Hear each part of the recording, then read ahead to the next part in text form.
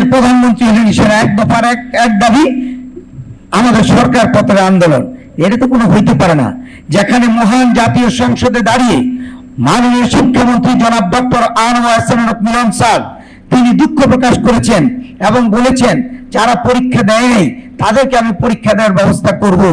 এরপরে কিভাবে আন্দোলন হইতে পারে এবং ফিজিক্স প্রশ্নে যে দুটো ভুল হয়েছে সেই ভুল প্রশ্নে নম্বর প্রদান করা হবে, তারপরে কেন এই আন্দোলন হবে? তিনি যে চিন্তা চেতনা করে এই শিক্ষাকে কিভাবে এগিয়ে নিয়ে যাওয়া যায় মাননীয় প্রধানমন্ত্রীর নির্দেশে তিনি সুন্দরভাবে কাজকর্ম করে চলেছেন। আমরা দেখতে পেয়েছি আমাদের এই মাননীয় শিক্ষামন্ত্রী এত চমৎকারভাবে তার কার্যক্রম পরিচালনা করে আসছে, এত সুন্দরভাবে অ্যাওয়ারনেস সৃষ্টি করে আসছে, যেটা বাংলাদেশের ইতিহাসে কোনো শিক্ষামন্ত্রী এটা দেখাতে পারেন নাই। আজকে নয়, বিগত 2001 সালে আমরা দেখেছি সেই মিলন স্যারকে, যিনি হেলিকপ্টারের মাধ্যমে নকল প্রতিরোধে এবং নকল নির্মূলে একেবারে উৎখাত করার জন্য আমাদের হেলিকপ্টারের মাধ্যমে তিনি বিভিন্ন জেলায় জেলায় গিয়ে সেটাকে শেষ করে দিয়েছেন। এখন আর নকলের অবস্থান নেই, এখন হলো আমাদের ডিজিটাল সিস্টেম।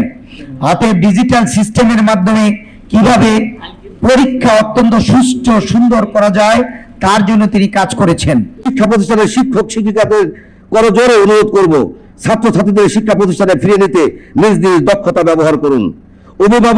অভিভাবকদের উদ্দেশ্যে বলবো, আপনাদের সন্তানদের লেখাপড়ার টেবিলে বসান, নিয়মিত পড়ালেখার আগ্রহী করে তুলুন।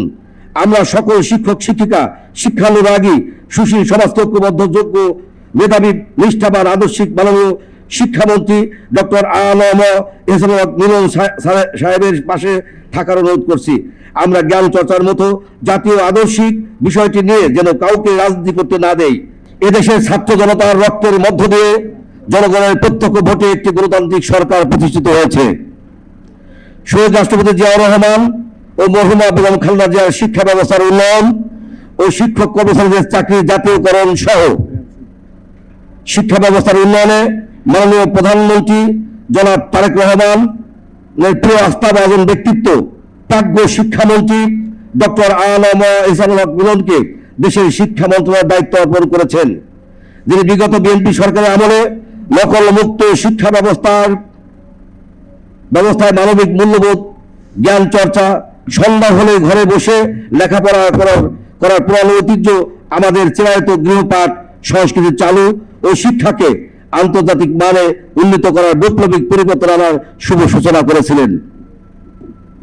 তা ব্যাহত করার লক্ষ্যে স্বার্থান্বেষী মহল সুকৌশলে আমাদের কোমলমতি ছাত্রছাত্রীদের ভুল বুঝিয়ে এবং কিছু ছাত্র নামধারী কিছু অছাত্রদেরকে দিয়ে রাস্তাঘাট অবরোধ, যানবাহন চলাচলে বাধা সৃষ্টি করে জনজীবন আতঙ্ক সৃষ্টি করে চলেছে এবং মাননীয় শিক্ষামন্ত্রীর বিরুদ্ধে পদত্যাগের দাবি তুলে ৭১-এর পরাজিত শক্তি ও ২৪-এর পতিত শক্তি আর একটি ভুইফোর শক্তির যৌথ প্রযোজনায় জাতির চোখে ধুলো দিয়ে বিভ্রান্ত করার চেষ্টা করছে।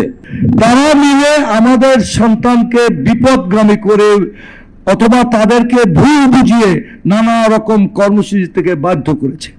আমরা স্পষ্ট আকারে জানিয়ে দিতে চাই, আমি একটি কলেজের প্রাক্তন অধ্যক্ষ যেমন তেমনি শিক্ষক কর্মচারী ঐক্য জোট বরিশাল বিভাগের আহ্বায়ক হিসাবে আমাদের শিক্ষকদের সাথে আলোচনা করেছি।